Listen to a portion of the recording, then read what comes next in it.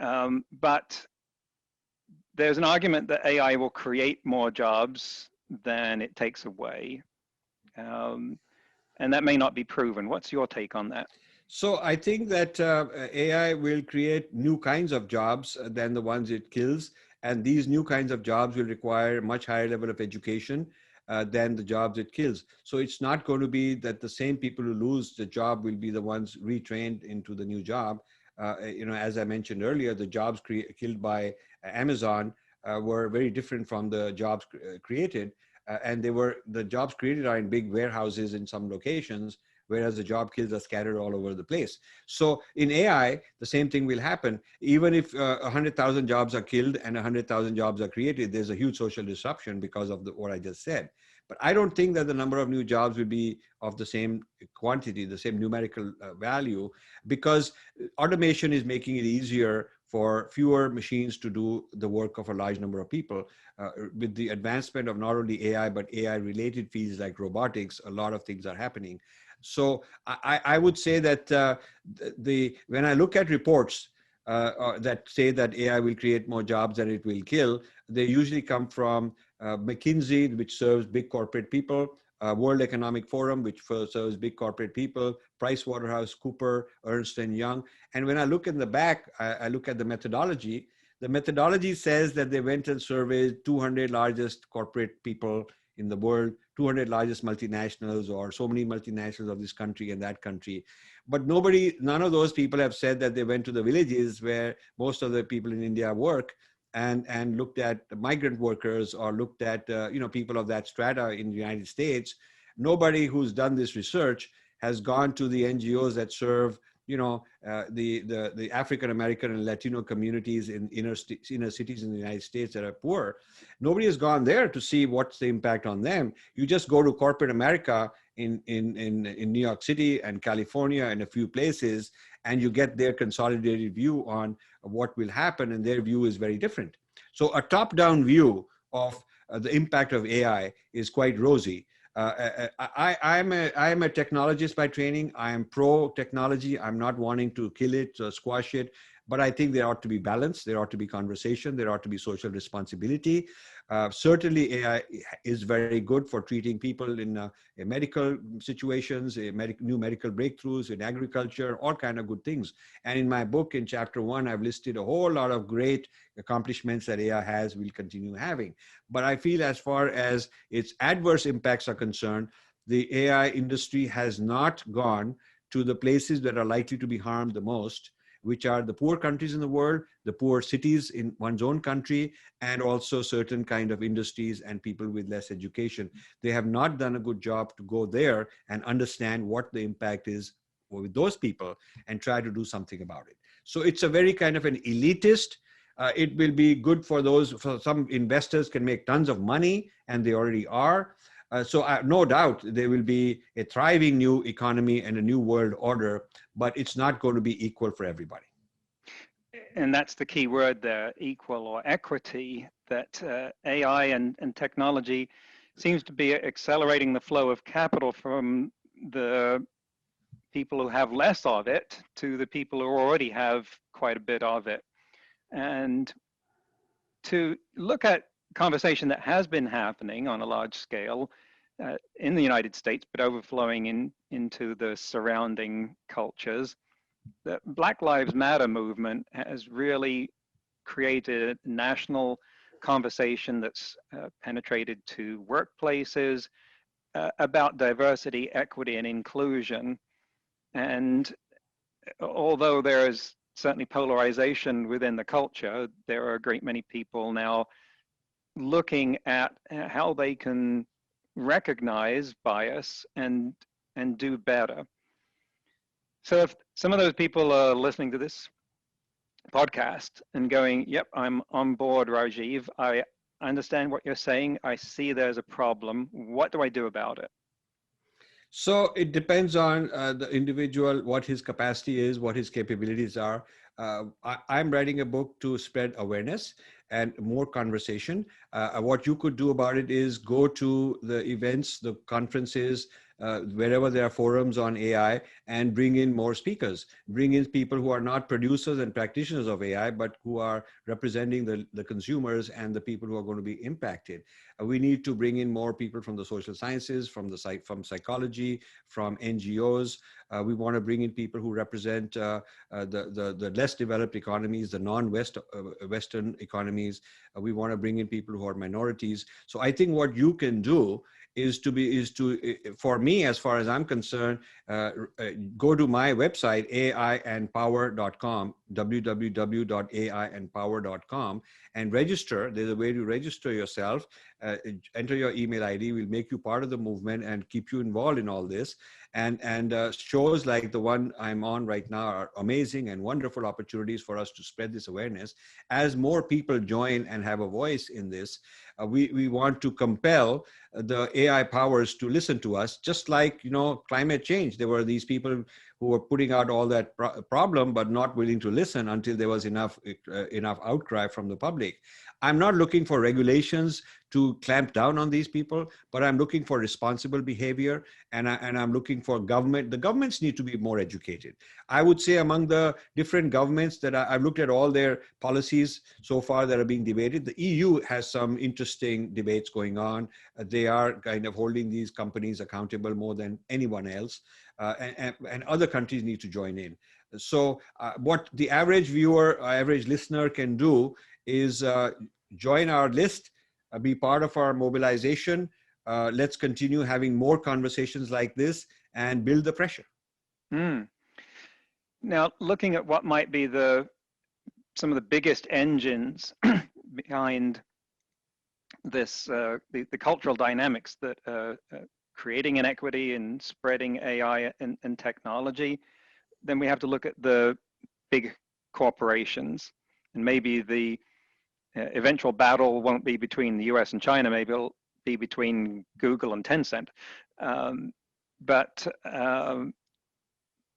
What sort of actions should those companies, let's assume Western ones for now, the Googles, the Apples, the Facebooks, the Amazons, what kind of conversation should be happening in those companies surrounding their ethical obligations with respect to the factors you've outlined about the impact on have-not cultures around the world? And does that depend, or to what extent does that depend on the company's ethical standard itself? If I just think about the ethical temperature of companies like Apple, Google, Facebook, I come up with a different answer for each of them. They yes. don't feel the same. So what would you say to what extent are you concerned about the rise of another one of those companies? Could that become the next East Indian company by itself? Yeah. So, it's very interesting that Google had a position called AI ethics or AI and social responsibility, something like that. And there was this woman, a very brilliant woman from a minority background, who was made in charge of this. And the purpose was, they announced it with great fanfare. It didn't last long. They announced it with fanfare that this is an in-house position, and she's going to be the conscience of Google, and she's going to keep us honest and tell us what we are doing wrong and how our policies might be not correct with respect to all of this bias. It was, I think, a position was called AI and bias or something like that. And her job was the kind of keeper of this information, this monitoring. She was supposed to monitor and evaluate any practices that could be not very good for society. She got fired. Got fired. You're referring to Timnit Gebru there, right? Yes, and I'm sure many of your viewers know this, but just to refresh their memory, she got fired a few weeks after she was hired because she wrote a very scathing review. But that's exactly what her job was. And so, this is a very sad situation. So whether they are funding a kind of an ethics organization outside, giving them money, but those people know secretly that, if you get out of line, they won't give you funding next year. So it's a way to contain them. Or whether they're starting this kind of a thing in-house, the amount of power they have is so huge. So I don't know if if self-regulation it can be enough, I think certainly they need to be listening to people like me. I have had difficulty getting into these companies with my book. I mean, you would think that somebody who's writing about their industry, I'm qualified to do so. I've known this industry for a very long time, and I put a lot of effort into it. You would expect that they would want to at least understand and listen, where is this guy coming from? But so far, it's been sort of like, quietly reading and studying it, but not sort of engaging it.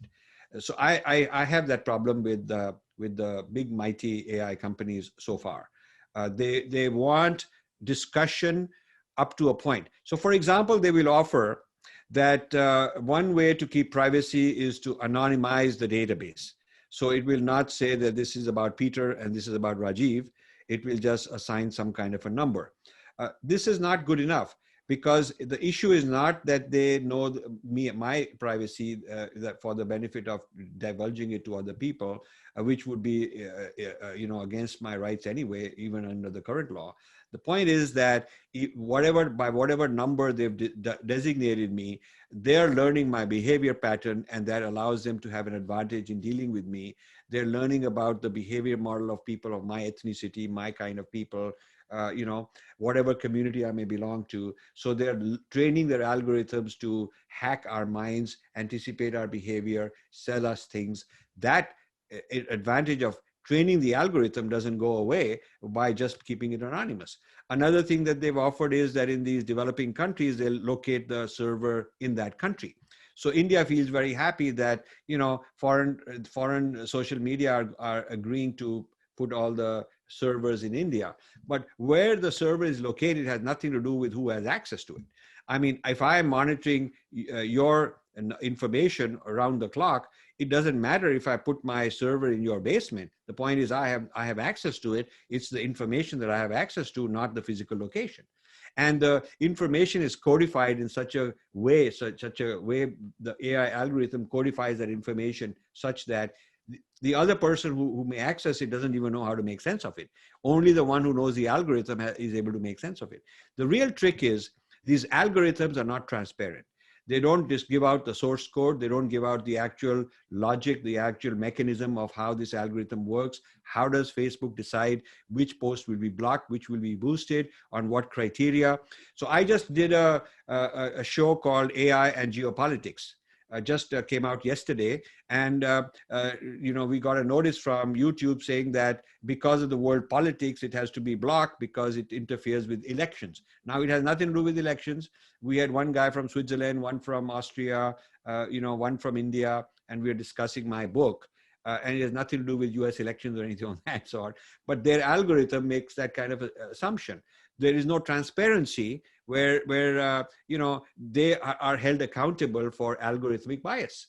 Right now, if you have algorithmic bias in hiring people, when the algorithm is screening people for jobs and it's biased against certain people, or whatever kind of bias there may be, you can just, when we complain to Facebook or YouTube about some problem concerning our account, they come and say, hey, the algorithm decided that I cannot help you, as if this algorithm is some kind of a deity and that is above all the responsibility and accountability. So they have to take responsibility for what they are doing, whether it's done directly by humans or whether it's done by machines on their behalf.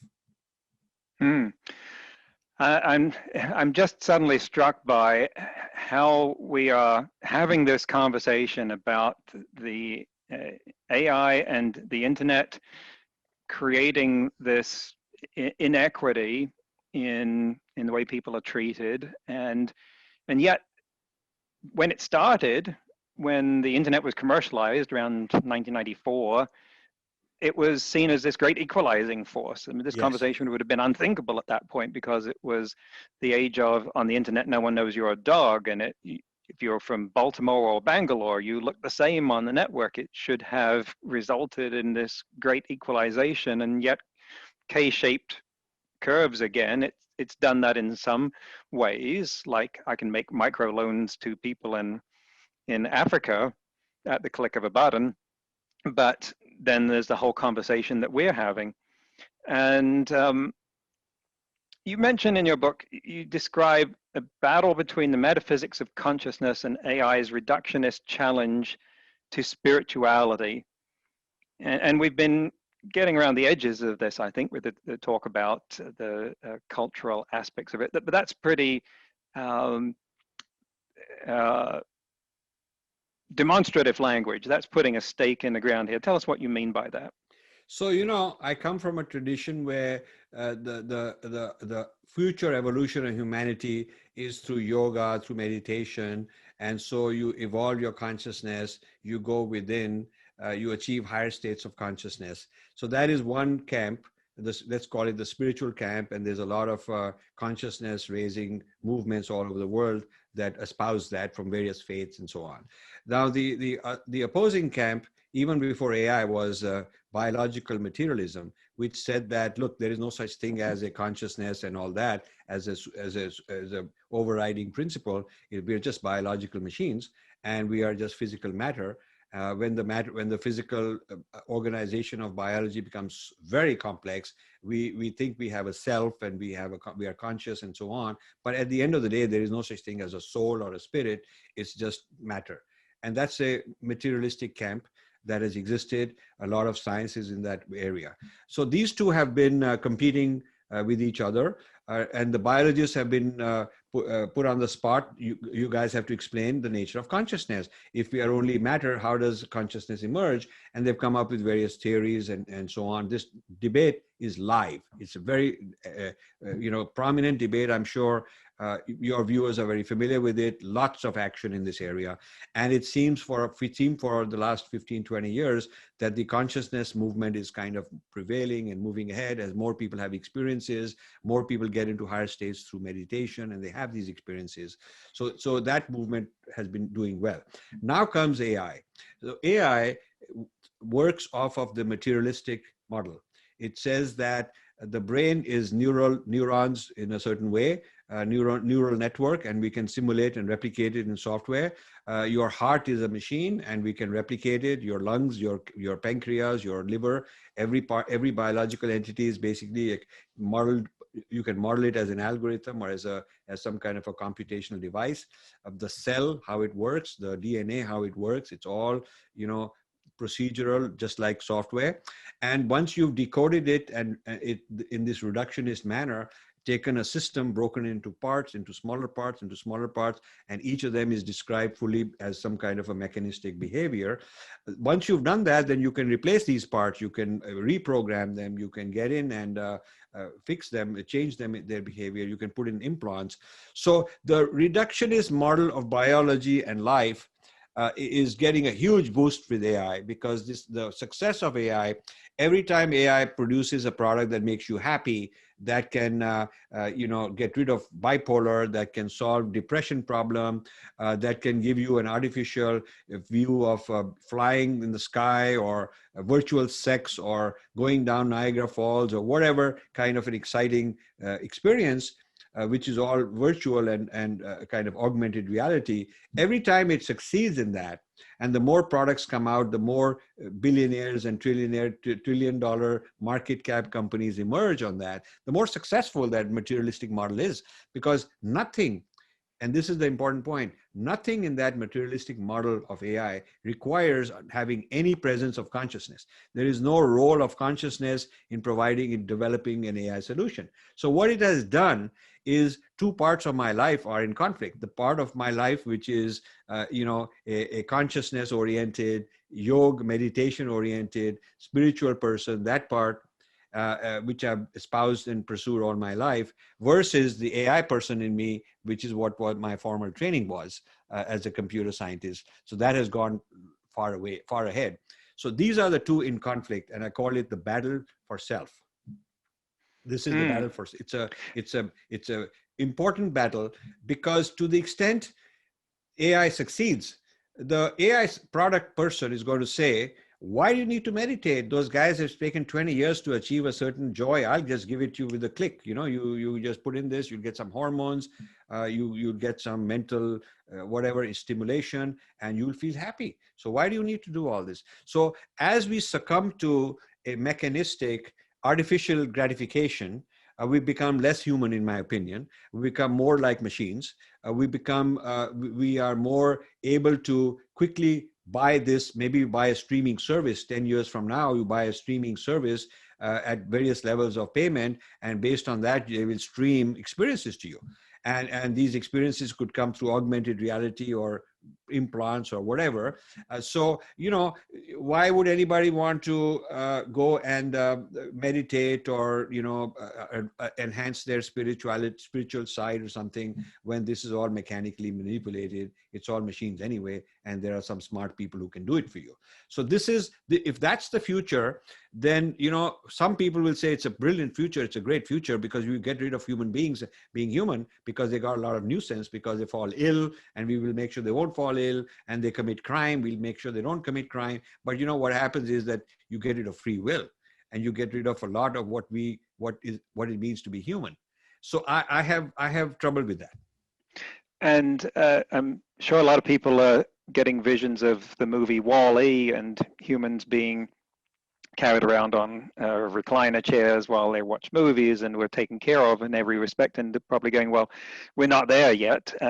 But what is happening now in the respect of what you were talking about is that the mechanistic view of the universe, the scientific explanation for what surrounds us, which throughout history, the science has always said there is an explanation for this. We just haven't found it all out yet. Is that AI seems to have created the atmosphere where we think, well, we've pretty much got it all down now. We just got to build it, and that results in kind of this assumption that we've solved all of the problems. We just have to build a bigger AI, and so. I want to relate this now to what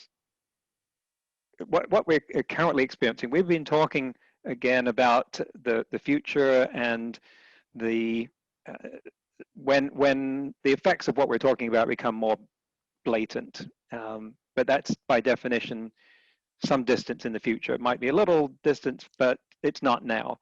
Yes. And yet AI is having effects right now that just may be in ways that we're not noticing. How are we being unconsciously influenced by AI right now in ways that you've identified that matter in your book? Well, every time your facial recognition is used to open your phone or your thumbprint, fingerprint recognition, all these are AI techniques. Machines can recognize faces quicker, better, more accurately than humans. You could go through you can scan a stadium and pick out a person more accurately, whether it's dark or light or different conditions. If the guy has a beard or wearing glasses, you can still pick him out by facial recognition. So, there are things like that happening all the time. More and more traffic lights in the US got a camera. And how much they're capturing, who is capturing. I have a friend in Texas whose software business, AI based, is to supply police stations an analysis of all the social media buzz and facial recognition buzz.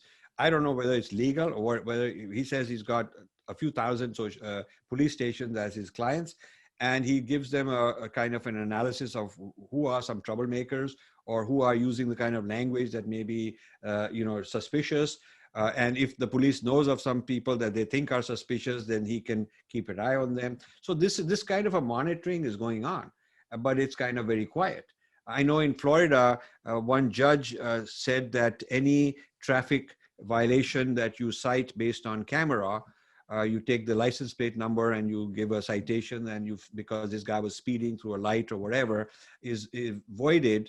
I don't know how this matter was resolved, but a few years ago, a judge said that this kind of a ruling should be not allowed because it violates this guy's privacy. So there are some judges and some courts that have acted against this heavy-handed use of AI. But AI is kind of becoming more and more ambient. When you have Siri or Alexa listening to your voice, it's learning your accent, your voice, your lingo, what you do, how many voices in this family, recognize each person's name and who they are, and what time of day they come, to which room they go. So it's kind of eavesdropping and becoming very intelligent about you. So all that is AI. It's AI is not. Imagine if everything is running on electricity and a person doesn't know electricity at all. He comes from another place where he doesn't understand it. He would not see electricity per se. He would just see lots of things functioning. And he wouldn't know, unless he's an engineer, he wouldn't know that they all use electricity. So AI is sort of like that. It's like electricity. It's not like AI per se, very explicitly. Certain companies are marketing AI per se. They are in that business, but a lot of AI is sort of hidden in the way insurance policies are processed, the way bank loans are cleared, the way jobs, Indeed processes job applications, dating services use AI to match people. The law enforcement, the crime kind of people, they look at AI.